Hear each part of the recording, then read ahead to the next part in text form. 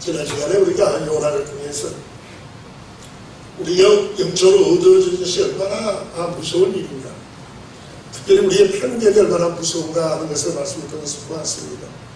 하나님의 뜻은 아수르를, 니느웨를 회개케 함으로 아수르의 그 회개함을 통해서 이스라엘을 회개케 하시기 위한 하나님의 뜻이 있는데, 요나는 자기 생각에 붙들렸어요. 그래서 어두워졌습니다. 어두워지니까 믿음의 모습이 자꾸 밑으로 내려가는 걸 못 깨달아요. 주변에서 일어나는 환경들이 나 때문에 일어나는 환경인 것을 못 깨닫습니다. 깊은 잠에 빠질, 사망의 잠에 빠질 수밖에 없는 인생. 편견이 이렇게 무섭지요. 유대인들이 예수님을 배척했던 것 중에 하나가 뭡니까? 예수님에 대한 편견이에요. 요한복음 7장 말씀을 보면 예수님께서 예루살렘에 올라가셔서 성전 중간에, 그 명절 중간에 성전에서 말씀을 가르친 적이 있어요.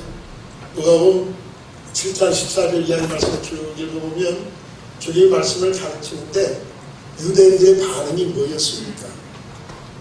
제가 배우지 않았는데 어떻게 그를 아느냐? 이게 유대인들의 반응이에요. 예수님께 배우지 못했다, 우리말로 초등학교도 못 나왔다, 그런 의미가 아니고 자기 이름 쓰고 글자 읽는 거, 성경을 예수는 회당에 들어가서 성경을 읽으셨잖아요.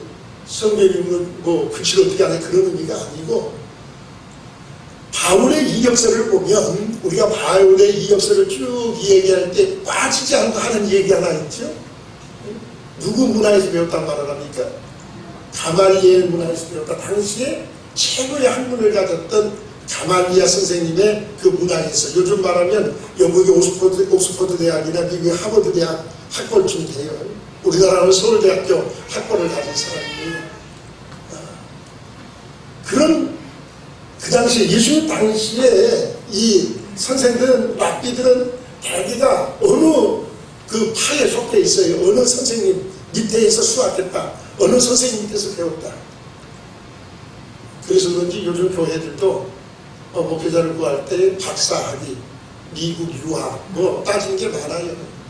그리고 강단에 있어서도 어떤 유명한 신학자가 무슨 말을 했고 누가 어떤 얘기를 했고 쩍쩍 하는 소리가 나와야 유식해, 들을 게 있어. 이게 편견이에요. 예수님은 누구의 문화에 속하신 적이 없잖아요. 하나님께 속하셨지.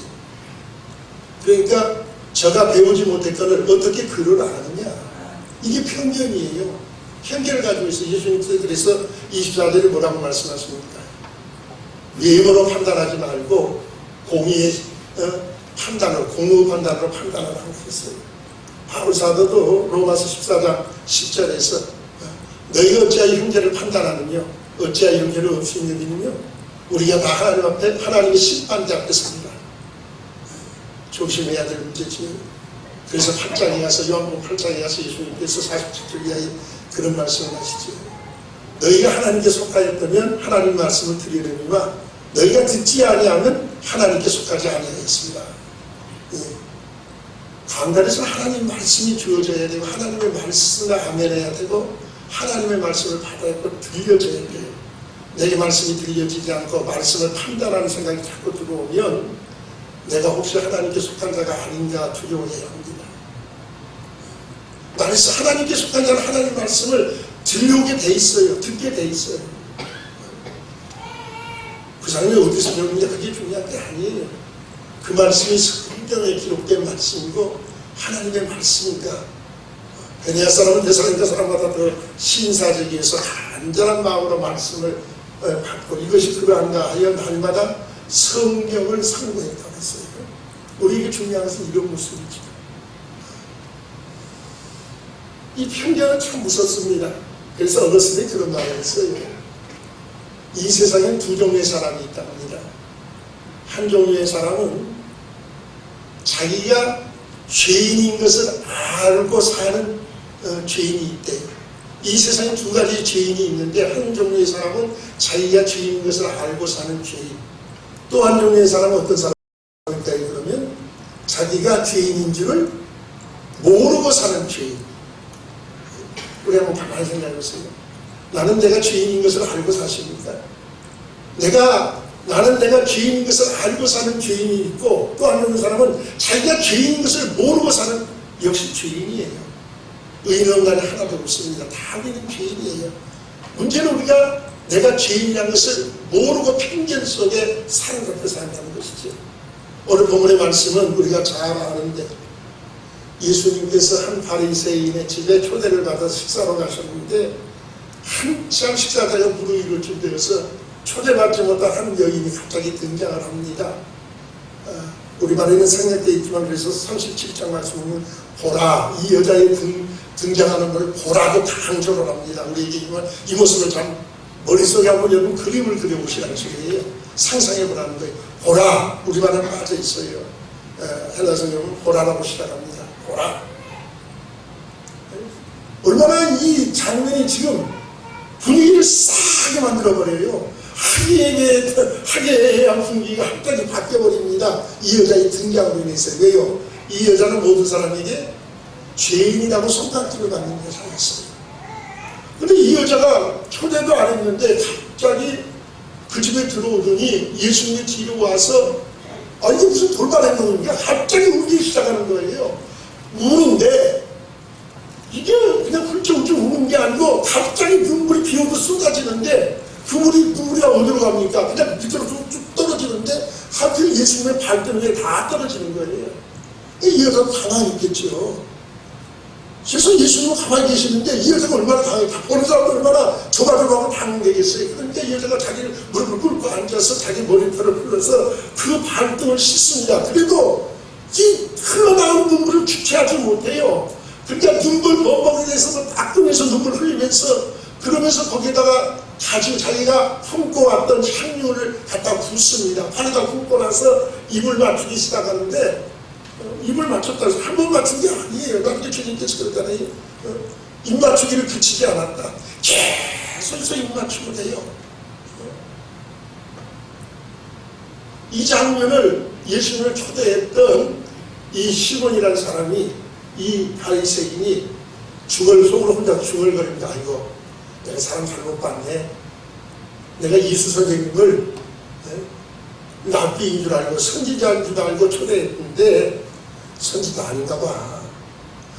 아니, 저 여자 하는 행동만 봐도 좀 이상하게 느껴지고, 저 여자가 어떤 여자인데 금방 눈치챌 텐데 그 눈치도 없는가.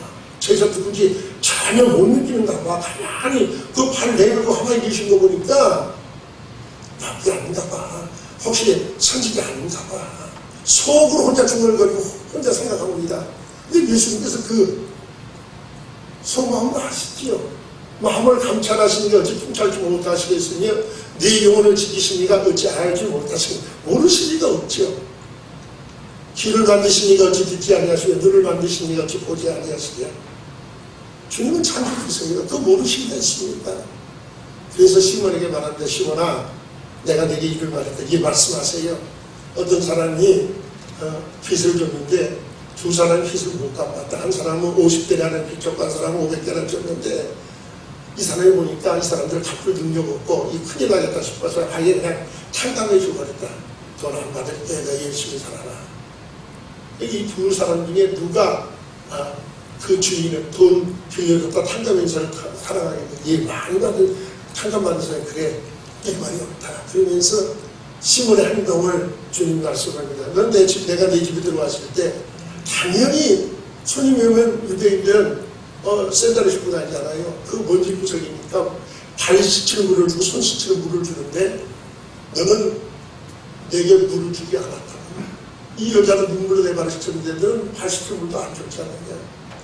그보다 조금 손님의 격이 높아지면 그냥 손 씻고 발 씻을 물로 끝나는 게 아니고 머리에 감람유를 발라준답니다.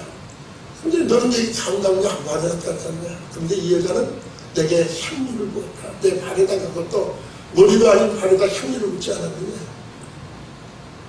주님이 쭉 말씀을 하세요. 왜 이 여자가 이런 행동을 했는가.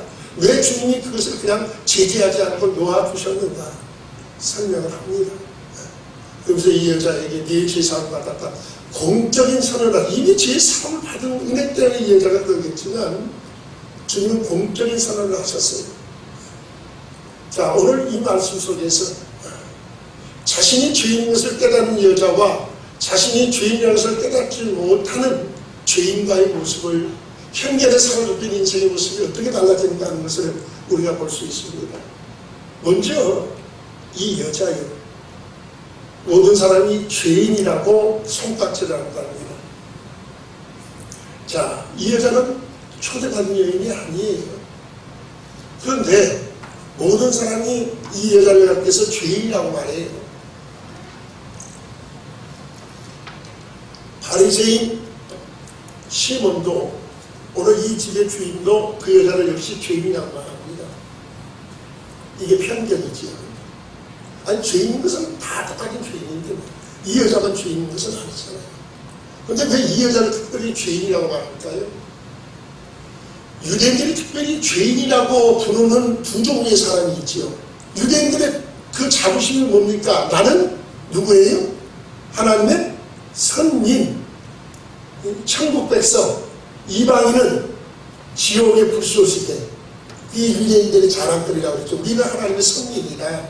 그러니까 천국 갈 사람들이 자기들만 구원받는 사람들이에요. 그게 유대인들의 자부심이잖아요. 그런데 그 유대인들이 천국 못 갈 사람으로 챙겨놓은 죄인들이 있어요. 특별한 두 종류의 죄인. 누굽니까? 한 종류는 세리, 또 한 종류는 창기. 세리와 창기, 많이 성경이 많이 나오잖아요. 그런데 예수님은 오셔서 세리와 창기의 친구가 되어주셨어요. 그들을 만나주셨어요. 그들과 함께 식사하셨어요. 그러니까 유대인들이 싫어할 수밖에 없죠. 자기들이 죄인이라고 내놨는데, 이방인들은 지옥에 가고 천국에 못 가고 지옥에 불쏘시리라. 그런데 이방인보다도 더 천국에 못 갈 사람이 누구냐? 세리와 창기. 유대인들은 그렇게 생각하고 왔어요. 세리와 창기는 절대로 천국에 못 갑니다. 그러니까 이 여자로 죄인이라고 말했다는 것은 그 당시의 통념상, 이 여자가 지금 뭐 무슨 죄를 지어서 동네에서 와서 딱 낙인이 찍혔겠어요? 이 여자가 뭐였다는 소리예요? 창기였다는 소리죠. 창기였어요. 당시의 시대는 얼마나 노방의 속국을 살면서 여자들이 살기 얼마나 힘듭니까? 혼자 살기도 힘들었는데 가족의 생계 문제를 위해서 원치 아니하는 창기가 된 사람들이 있었어요. 근데 창기들이 상당히 많았습니다. 우리나라도 요즘은 뭐 방송이 잘 안 나오는데 얼마 작년이니까 재작년까지만 해도 전주에 선미천 뭐 그래가지고 그런 육아 술 팔고 뭐 그런 여자분들이 기가하던 그 동네가 뭐 지금은 싹 없어지고 거기다가 무슨 뭐 새롭게 뭐 예술인의 뭐 만든다 어쩐다 해서 늘 방송에 나왔었어요. 그게 뭔가 처음에 무슨 못 알아들었어요. 한참을 방송을 몇 번 나오는 걸 보니까 선미촌이라, 선미촌 참 이름도 누가 잘 붙였어요. 선미촌 그래가지고 거기에다가 아름다운 사람들이 있었던 뭐 지역인지 어쩐지 몰라도 예술인들이 뭘 만들었다. 그렇게 집단화되어서 지내는 일들이 많죠. 그러니까 유대인들의 그 당시의 시대를 연구하는 사람들의 얘기를 들어보면 뭐라고 하냐면 그 동네 한쪽 어귀에 쭉 그분들이 집단으로 산다는 거예요. 그 사람들끼리 소위 말해서 죄인들끼리 모여 살지. 그럼 여기에 비해서 바리새인은 어떤 사람입니까? 의로운 사람이잖아요.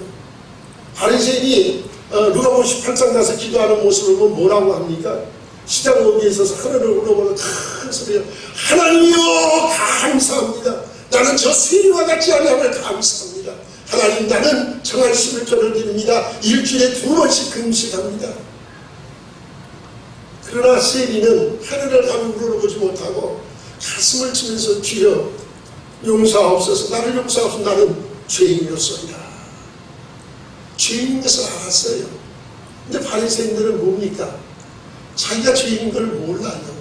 아니, 죄인인 것을 모르는 정도가 아니라 다른 사람을 죄인이라고 칭하는 것은 자기는 뭐라는 소리입니까? 의인이라는 소리잖아요. 나는 의인. 자신이 의인인 줄 알아요. 자신도 똑같은 죄인이라는 것을 깨닫지 못하고 의인인 줄 압니다. 그래서 죄인들을 정죄해요. 자기들은 율법을 지키기 위해서 몸부림치고 살잖아요. 거룩을 외치고 사는 사람들 아닙니까? 그러니까 자, 장기에 사는 지역, 그 마을 어디에서 가까이 살 리가 없죠. 지금 마을에서 뚝 떨어진 정반대쪽에 바리새인들끼리 사는 집단을 형성하고 살았다고 해요. 그러니까 장기들의 사는 그 지역과 바리새인이 사는 지역이 한 동네에 있을지라도 거리가 떨어져 있고 오고 갈 일이 없지요. 장기들이 바리새인이 집에 들어갈 수가 없지요. 들어가라고 마음도 안 먹고요. 바리새인들이 그런 창기들을 초대할 일도 없고요. 자, 이런 거리가 떨어져 있는 사이예요.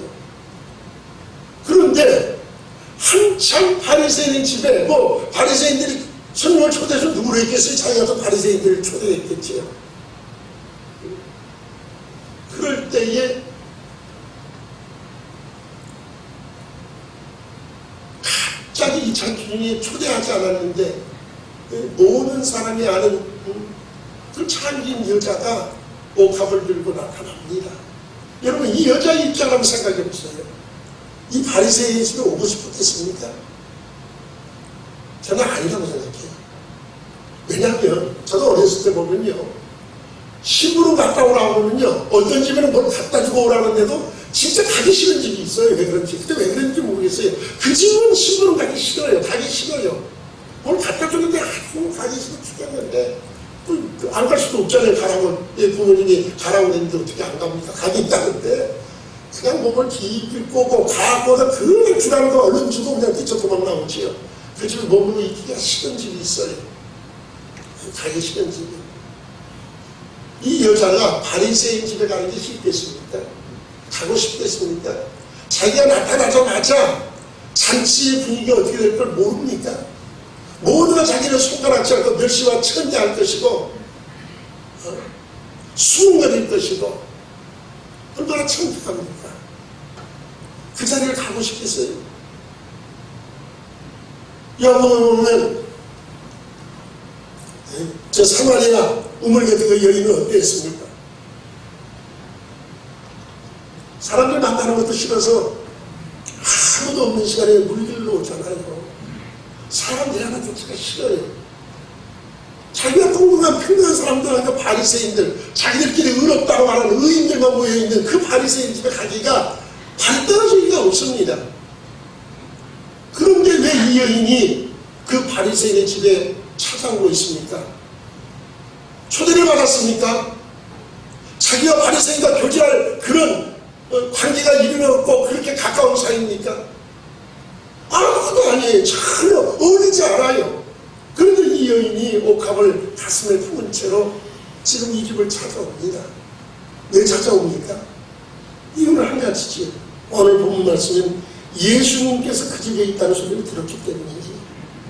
예수님 때문에 찾아온 겁니다. 바리새인의 얼굴을 보고 싶어서 온 것이 아니잖아요. 예수님 때문에 이 집을 찾아옵니다. 왜요? 예수님께 받은 은혜가 있었습니다. 그 구원의 역사가 있었습니다. 나 같은 죄인을 용서하신 그 사람 대접 받지 못할 나를 사람 대접해 주시고, 유대인들은 이방인보다도 천국 갈 수 없는 자라고 말하는데 내게 천국을 허락하여 주시고, 그 은혜가 너무너무 크고 감사해서 견딜 수가 없어요. 그 주님 오늘 우리 마을에 오셨다는데 여기서 만나면 좀 어떤 내가 찾아간 걸 볼 수 있습니까? 수많은 사람들이 5,000명, 6,000명, 4,000명씩 둘러싸고 다니시는데 어떻게 만납니까? 그 주님을 볼 수 있고 그 주님 앞에 감사할 수 있는 철회의 기회예요. 사람들이 어떻게 말하든, 어떻게 나를 손가락질하든, 어떻게 수군거리든, 내가 얼마나 창피를 당하든 그게 중요한 게 아니에요. 나를 사랑하신 주님 앞에, 내게 은혜를 베푸신 주님 앞에, 내게 새로운 생명을 주신 주님 앞에 나는 감사하고 싶어요. 나는 감사해요. 그 은혜가 너무 크고 놀라워서 그 은혜에 감격해서 견딜 수 없어요. 그래서 주님을 찾아옵니다. 아기가 다를까 들었을 때 그 분위기가 싹 바뀌어요. 모두가 환장한 얼굴로 자기를 쳐다보고 있습니다. 그러나 주님 때문에, 주님 은혜 때문에 주님 뒤로 가서 그 그 말씀을 쓰는데 자기들 예상치 못했던 일이 벌어집니다. 그렇게 올라간 것은 아니었을 거예요. 그냥 얼른 주님께 그 향유 부어주고 드리고 가려고 마음먹고 왔었겠지요. 그 감사함을 표현하려고 마음먹고 왔겠지요. 그런데 주체할 수 없는 눈물이 그 순간에 쏟아져 내리기 시작합니다. 너무너무 목매이는 감격, 감사. 말이 나오지 않아요. 뭐라고 감사라고 말을 해야 될 텐데 말이 막혀버린 만큼 그 감격과 그 감사가 주체할 수 없는 눈물로 쏟아져 나오기 시작합니다. 그런데 그 눈물이 떨어지는데 그것이 다 예수님의 발등에 떨어지기 시작해요. 당황스럽지요. 주저앉아서 머리를 풀어 그 머리로 발을 씻습니다. 그리고 주님께 부어드리라고 입에 앉았으니까 발에다 부어드립니다. 향유는 머리에다 붓는 거예요. 근데 발에다 부어드려요. 그리고 입맞추기를 그치지 않습니다. 너무너무 사랑하죠. 그 은혜가 너무 크게 너무너무 감사와 감격이 가슴에 넘치기에 눈물을 흘리고 있습니다. 사랑하는 성도들이요, 오늘 우리가 회복해야 할 모습이 이 모습이 아닙니까? 예수 그리스도로 인하여서 십자가의 그 보혈의 피로 죄사함을 받았고 구원을 받은 우리들이 아닙니까? 그런데 그런 감격이 우리 속에 있습니까? 이 감격이 우리 속에 있습니까? 모세는 신명기에서 우리에게 요구합니다. 광야 40년의 일을 잊지 말으라고요. 신명기 8장에서 너희가 바벨론 등 뜨실 때 하나님을 잊지 말으라고요. 어떻게 구원을 받았으며 어떻게 홍해를 건너왔으며 어떻게 광야 40년을 살아왔는 것을 잊지 말으라고요. 어떤 은변에서 구원을 얻었습니까? 어떤 자리에서 유함을 받으셨습니까? 어떤 자리에서 나음을 얻었습니까? 어떤 자리에서 자유함을 얻었습니까? 그런데 우리는 주님께 대한 이런 감사와 감격이 살아있습니까? 우리 속에 이 감격이 잊어진 지가 얼마나 오래되어버렸습니까? 기억도 안 날 만큼. 우리가 이런 감격 속에 있는 사람을 이 사람들로 바라보고 황당하게 생각하고 있지는 않습니까? 판단하고 있지는 않습니까?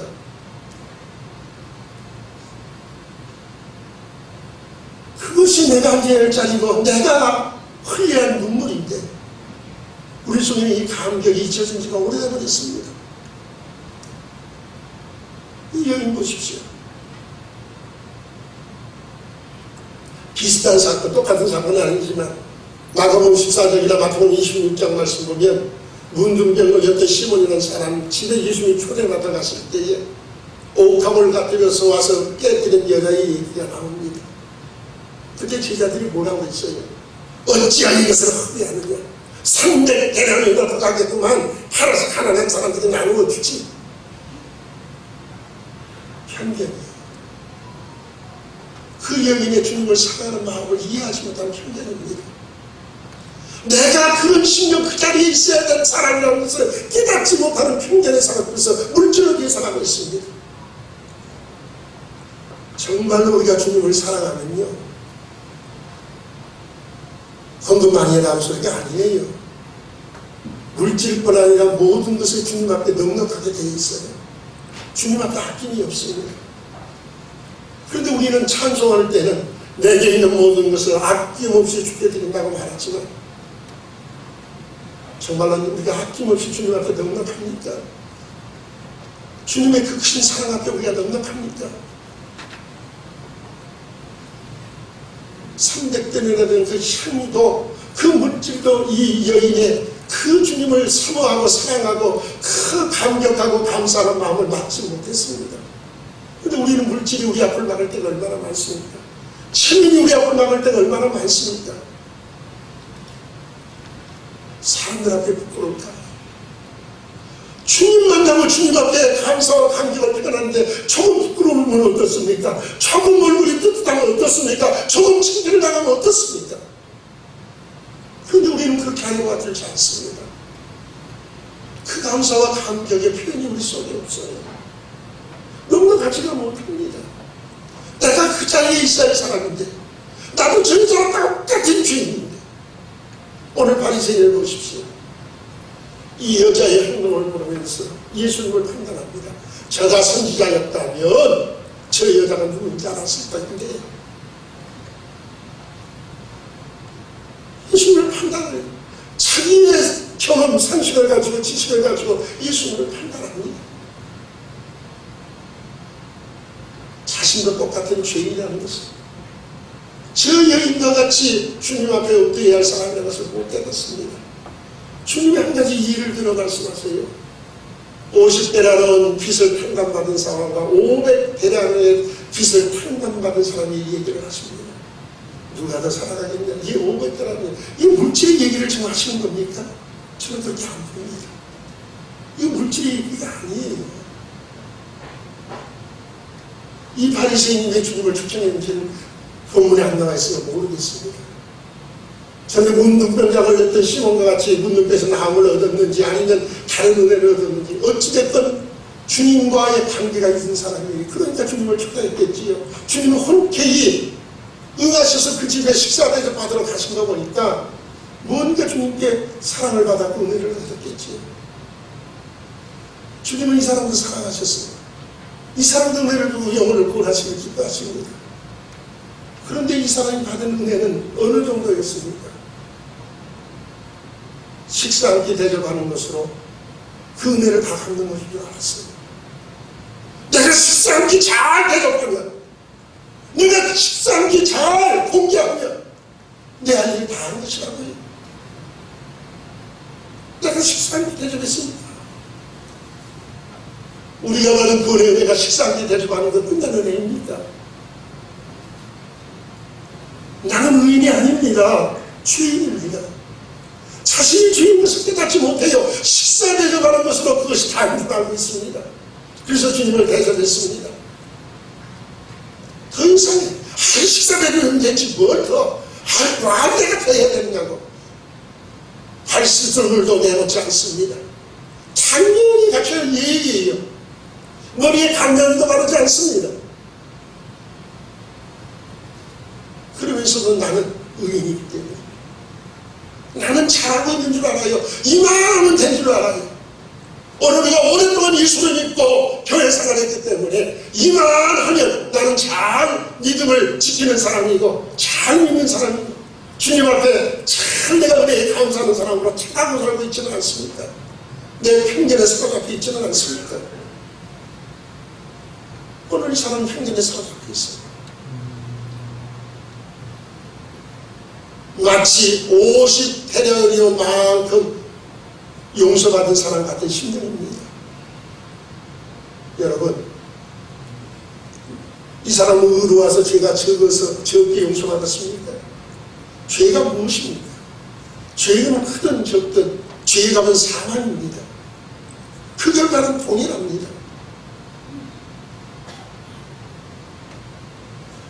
이 바리새인에게는 제가 물질이라는 말을 물질이라고 보지 않는다는 말이지 이것이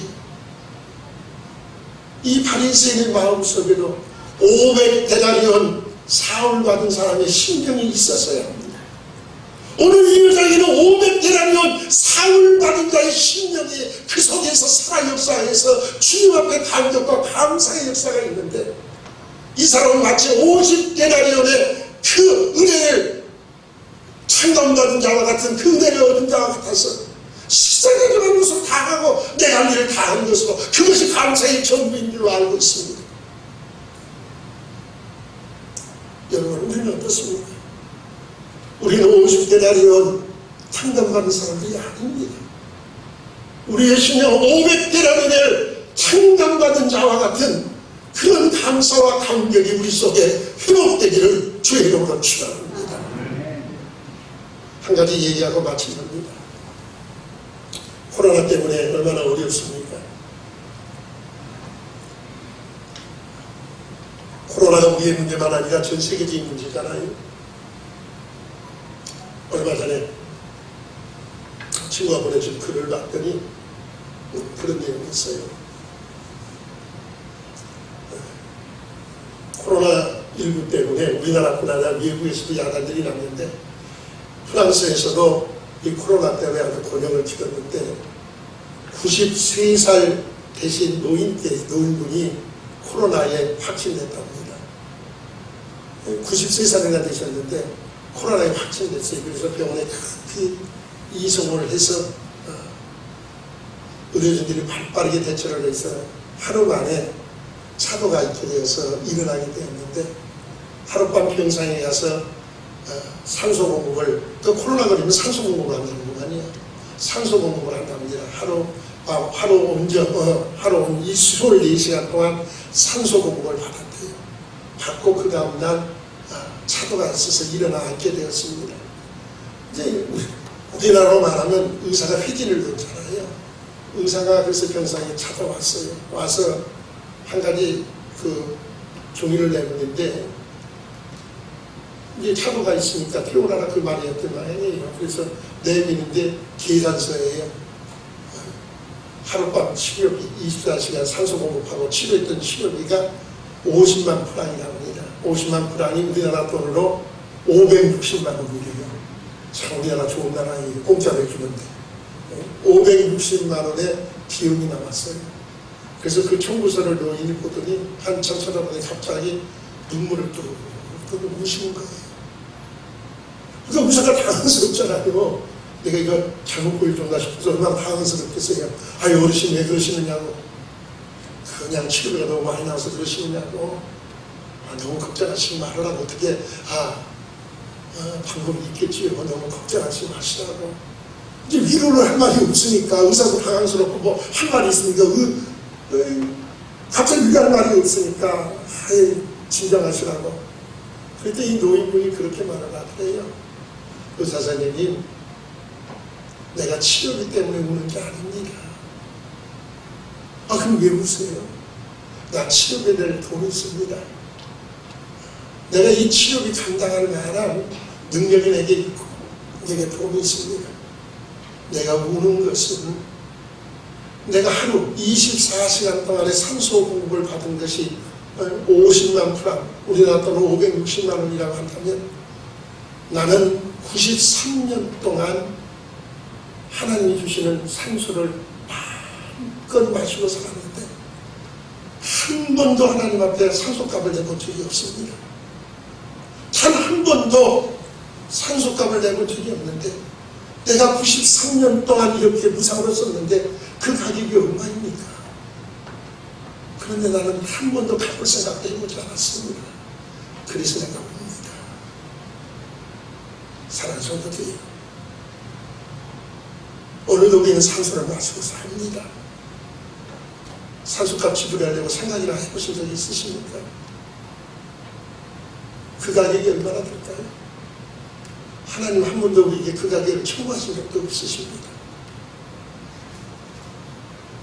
우리에게 이 감사와 감격이 있습니까?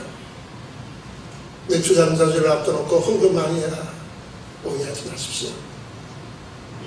우리 속에 은혜의 감격이 회복된다면 우리는 넉넉해질 수밖에 없습니다. 부탁합니다.